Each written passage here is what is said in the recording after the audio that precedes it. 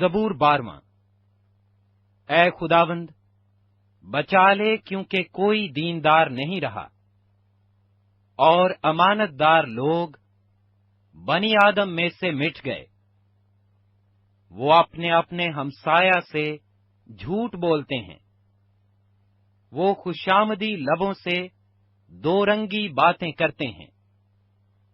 خداوند سب خوشامدی لبوں کو اور بڑے بول بولنے والی زبان کو کاٹ ڈالے گا۔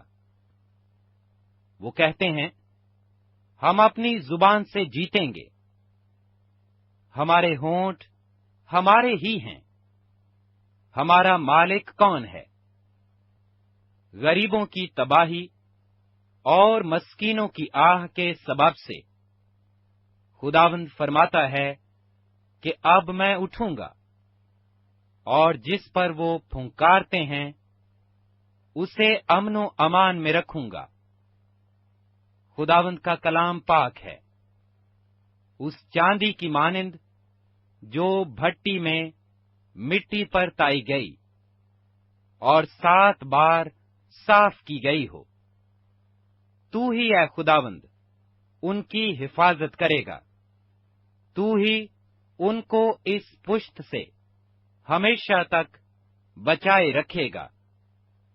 جب بنی آدم میں پاجی پن کی قدر ہوتی ہے تو شریر ہر طرف چلتے پھرتے ہیں۔ Like, share and subscribe Masihi YouTube channel